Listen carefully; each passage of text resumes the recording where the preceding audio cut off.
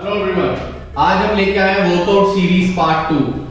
First और second के बीच में थोड़ा सा ज्यादा गैप हो गया क्योंकि फर्स्ट के बाद मेरे को हो गया था कोरोना, मगर थैंक्स टू गॉड कि मैंने रिकवरी जल्दी कर दी और ज्यादा कोई कॉम्प्लिकेशन नहीं आई। कॉम्प्लिकेशन इसलिए नहीं आई क्योंकि मैं रेगुलर वर्कआउट करता हूँ तो उसका बेनिफिट हो गया और रिकवरी भी फास्ट हो गई। तो आज हम करेंगे सीरीज वर्कआउट की पार्ट 2।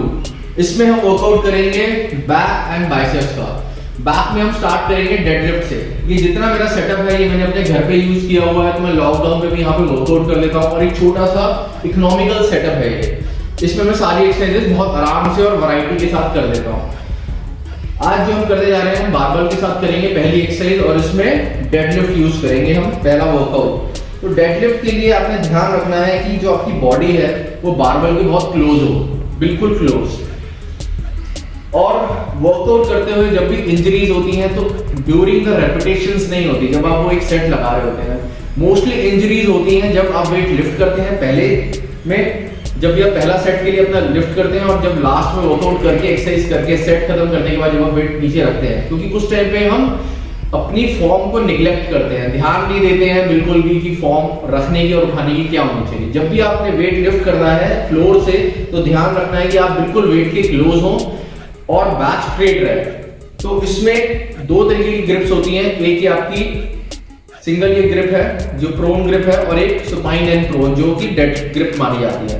तो आप ये ग्रिप भी यूज कर सकते हैं और ये भी ग्रिप यूज कर सकते हैं, इसमें कोई भी आपको जो ठीक लगे। पैर आपके बिल्कुल बारबल के नीचे होने चाहिए, जो ग्रिप है वो थोड़ी सी वाइड होनी चाहिए।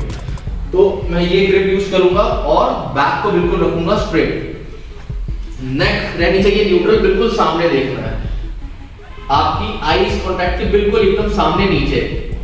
आपने आगे नहीं देखना है, स्ट्रेट नहीं देखना है कि गर्दन नहीं उठानी। अगर आप गर्दन उठाएंगे तो आपकी जो नेक है वो न्यूट्रल नहीं रहेगी, आप देखेंगे कि एक कर्व आ जाएगा। तो ये जो कर्व है ये आपको स्ट्रेट डालेगा आपकी नेक पे। तो इसलिए आपने नीचे देखना है जिससे आपकी नेक बिल्कुल आपकी अलाइनमेंट पे रहे। ग्रिप यहां से आपने होल्ड करना है और बैक को बिल्कुल स्ट्रेट करके नीचे जाके लोअर बैक को पीछे, ग्लूट्स बाहर की तरफ और उसको लिफ्ट करना है। तो जब भी बारबल नीचे वापस जाएगी डेडलिफ्ट के लिए तो सिर्फ घुटनों से थोड़ा सा नीचे, back straight and up. Breathing आप नॉर्मल भी रख सकते हैं या ऊपर आते हुए ब्रीथ आउट और नीचे ब्रीथ इन।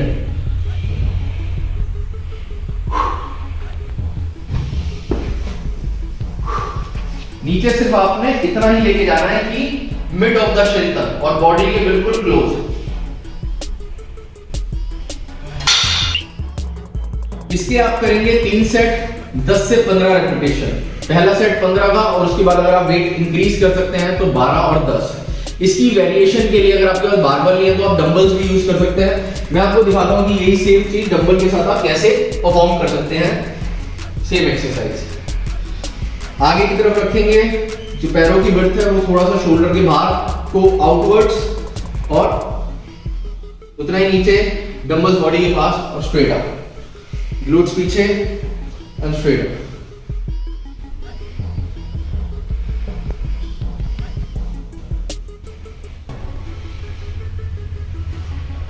वेट्स आप अपने अकॉर्डिंगली यूज कर सकते हैं। अगर आप बिगनर हैं तो पहले आपको फॉर्म पे ज्यादा ध्यान देना चाहिए और लाइट वेट के साथ ज्यादा रेपिटेशन करनी चाहिए। 15 से 18 रेपिटेशन भी करनी चाहिए, उससे आपकी फॉर्म जो है वो जल्दी इंप्रूव हो जाएगी।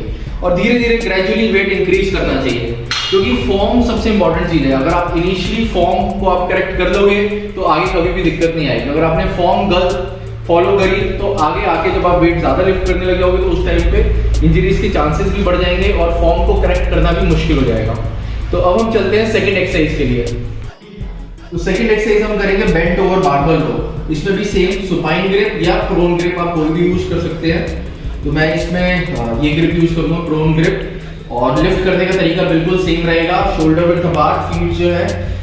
और जो ग्रिप है इसमें वो शोल्डर में थोड़ी सी वाइड थी, इसमें बिल्कुल आपकी शोल्डर लाइन में रहेगी और वेट के बिल्कुल आप क्लोज खड़े होंगे। बैक का पोजीशन बिल्कुल स्ट्रेट रहेगा, नेक न्यूट्रल रहेगी, ऊपर की तरफ नहीं देखेंगे, सारी पोजीशन सेम रहेगी। ये बेंट ओवर बारबल रो है, वो डेडलिफ्ट थी। ये सेकंड एक्सरसाइज है बेंट ओवर बारबल रो आपके मिडिल बैक के लिए। पहले स्ट्रेट अप, फिर आप जितना भी आप बेंड हो सकते हो आपने उतना बेंड होता है।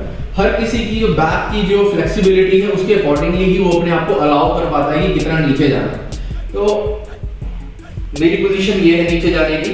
अगर आप इससे ज्यादा नीचे जा सकते हैं तो भी ठीक है, अगर आप इससे थोड़ा ऊपर रह सकते हैं तो भी वो गलत नहीं है, वो सिर्फ आपकी बैक की फ्लेक्सिबिलिटी के ऊपर डिपेंड करता है। अगर आप पैरेलल टू फ्लोर रहेंगे तो ज्यादा बेटर है। Grip and elbow close, chest के थोड़ा नीचे, पेट के पास and down. Breathe out and breathe in. ऊपर ब्रीथ आउट मुंह से, नीचे ब्रीथ इन।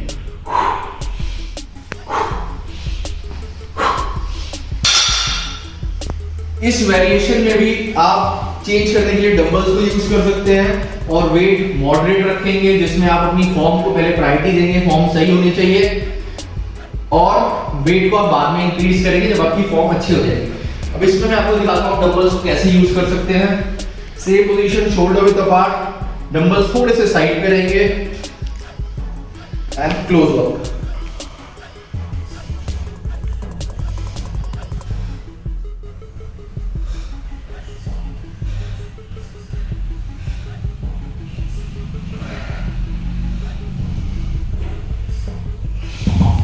ये थी इसी की डंबल की वेरिएशन। इसके भी आप 3 सेट लगाएंगे, रेपिटेशन 10 से 15 के बीच में। पहला 15, फिर आप वेट इंक्रीज करके 12 और वेट और इंक्रीज करके 10। अब हम चलते हैं थर्ड एक्सरसाइज के लिए, वो है चिनअप्स। आप रेगुलर चिनअप्स नहीं कर पा रहे हैं तो आप इसको मॉडिफाई करके असिस्टेड चिनअप्स भी कर सकते हैं। इस असिस्टेड चिनअप्स में आपने क्या करना है कि नीचे कुछ एक हाइट आपने रखनी है जिसपे आप खड़े हो सके प्रॉपर हाइट पे, आपके हाथ टच होने चाहिए, और आप वहां से थोड़ी सी जंप ले सकते हैं ऊपर तक पहुंचने के लिए। वहां पे होल्ड और नीचे थोड़ा सा स्लो। तो ये मैं आपको करके दिखाता हूं। Again jump, hold and slowly down.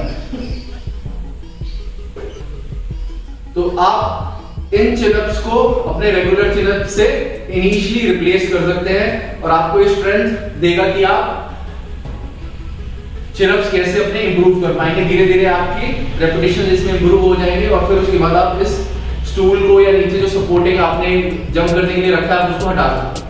Last exercise हम करेंगे bent over rear fly dumbbells के साथ। इसमें आप बहुत ज्यादा हैवी वेट लिफ्ट नहीं कर पाएंगे और सेम इसमें आपने बेंट होना है और फ्लाई करना है आपने।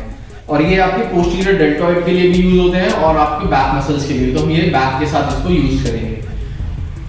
तो आपने ध्यान देना है कि वही स्टैंडिंग पोजीशन आपकी सेम रहेगी, शोल्डर विद अपार्ट, बेंट होना है, आप जितना बेंट हो सकते हैं नॉर्मली, नीचे की तरफ देखना है और आर्म्स बिल्कुल स्ट्रेट लाइन में जाने चाहिए।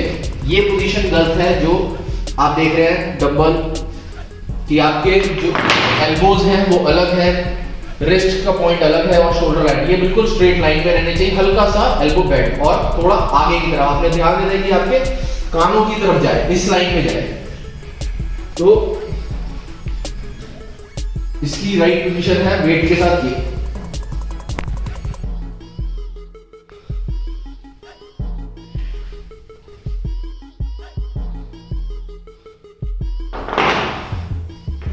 इस एक्सरसाइज के भी आप 3 सेट करेंगे और रेपिटेशन 10 से 15 के बीच में।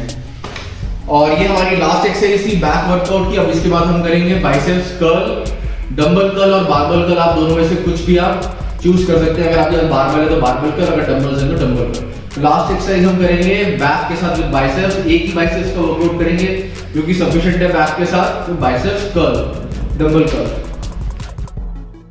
ये मैं स्टैंडिंग पोजीशन में ही करता हूं, बैठ के नहीं करता हूं, स्टैंडिंग। डंबल्स बॉडी के साथ में, एल्बो बिल्कुल क्लोज बॉडी के, और ध्यान देना है कि आपकी जो एल्बो है ऊपर ऐसे लिफ्ट ना करे और बॉडी भी स्विंग ना करे।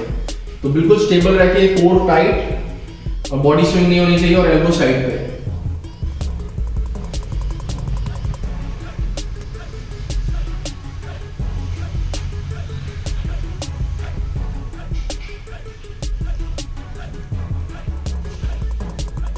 ये थी हमारी biceps curl, dumbbell curl, barbell curl. आप कैसे भी कर सकते हैं इसको। इसके 3 एक्सरसाइज करेंगे, 3 सेट करेंगे और रेपिटेशन 12 से 15। तो पहले में 15, उसके बाद अगर आप वेट आपके पास चेंज करने के लिए है, आप ऐड ऑन कर सकते हैं इसमें वेट, तो आप रेपिटेशन कम कर सकते हैं। अदरवाइज आप तीनों सेट 15 रेपिटेशन के भी कर सकते हैं। और ये हमारी लास्ट एक्सरसाइज थी और आज का वर्कआउट सेशन कंप्लीट होता है। अब नेक्स्ट वर्कआउट सीरीज जो लेग्स का वर्कआउट है वो हम इसके बाद करेंगे और तब आपसे मिलते हैं। अगर आपका कोई भी गोल है, फिटनेस गोल, स्पोर्ट्स से रिलेटेड, बॉडी ट्रांसफॉर्म से रिलेटेड, स्ट्रेंथ गेन करने से रिलेटेड, तो आप कमेंट सेक्शन में अपनी क्वेरी डाल सकते हैं। और उसके अलावा मेरा व्हाट्सएप नंबर और इंस्टाग्राम फॉलोअर नंबर भी मेरा कमेंट सेक्शन में है, तो आप वहां पे उसको फॉलो कर सकते हैं और उसके बाद मैं आपकी हेल्प कर सकता हूँ। Thank you and bye bye.